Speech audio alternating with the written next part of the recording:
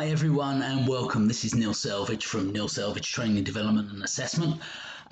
Just following up, I've had a few inquiries in through the YouTube channel from some of my training colleagues out there regarding the T5 settings that we put out a couple of months ago now. But there was a few people just asking on some clarification on a couple of elements. So just going to use these few slides to try and explain some of the settings and the information put out by Leicester. So first off, I'm going to start with the welding parameters. My shot covers a little bit of the information there, but we can see basically that Leicester put out this kind of parameter guide for different machines, and the crux of what we're going to look at really is Hdpe and Ldpe, which are the commonly used membranes for gas protection. There is also EVOH, which comes into play.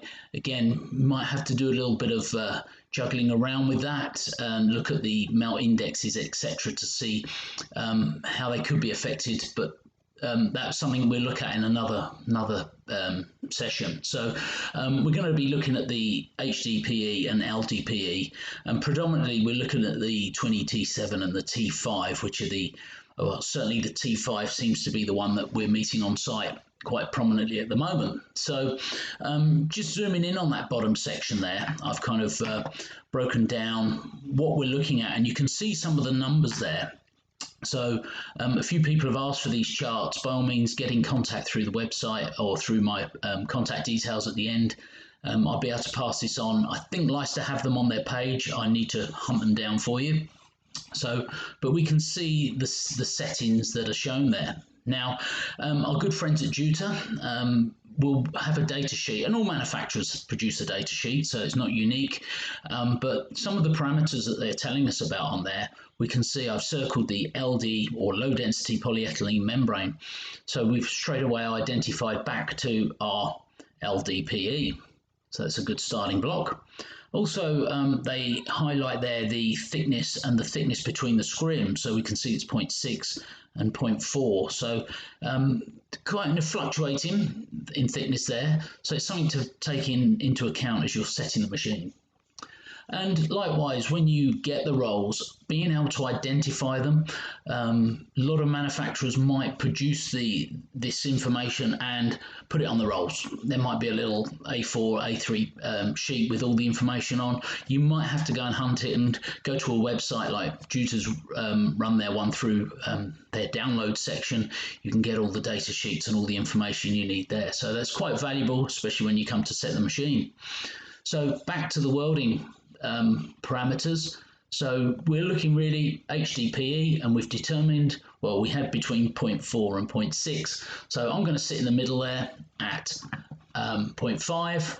And as we can see with the Twinny T7, and again, I'll go into that in a moment, but we've got a temperature of 500 degrees. And likewise for the Twinny T5, it's the same temperature. So they've determined that temperature there. A lot quicker with the T7. And the air mixture as well, you've got the facility to dilute the air slightly or reduce the pressure of the air coming out, so not 100% full blown, but you can reduce that down. So both in both of these parameters, they've reduced down to 80%. Now on the T7, we've got a 500 Newton setting. Now the intelligence of the jaw will, and those that have used the Geostar will be familiar with the way the Newtons will show on the pressure settings when you initially clamp it down. So there is a bit of a need on the T5 to set that parameter. So getting the machine to bite, like I demonstrated in the other YouTube clip, and then applying your turns of the pressure roller, the pressure dial.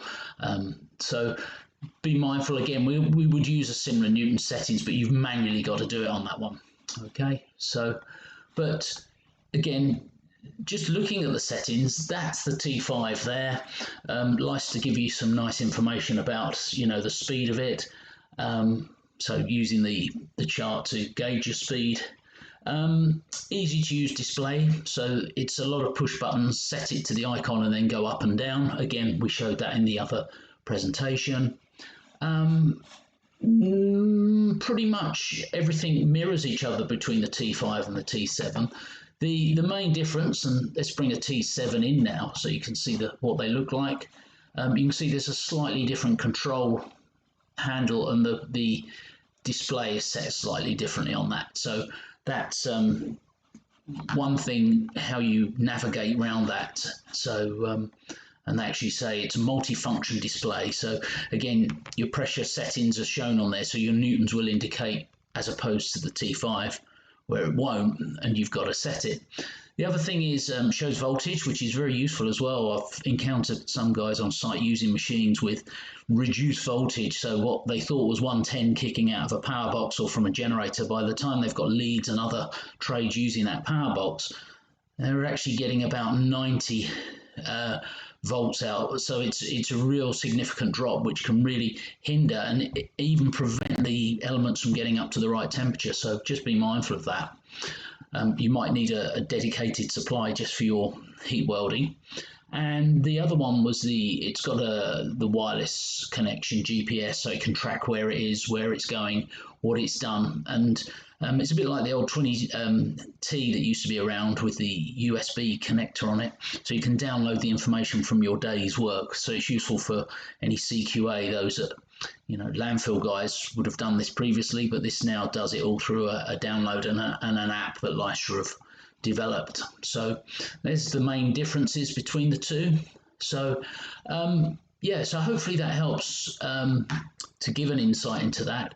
By all means, get in touch, give us a shout, ask any questions, visit the T5 setup that I did, and again, hope to be in contact with you soon. Any assessment, any training needs, I'm always around. I'll take a call, get on the email, and come and join us on social media. We're always there. So hopefully that's been helpful for you, and thanks for spending your time with us, and catch you again soon. Cheers now. Bye.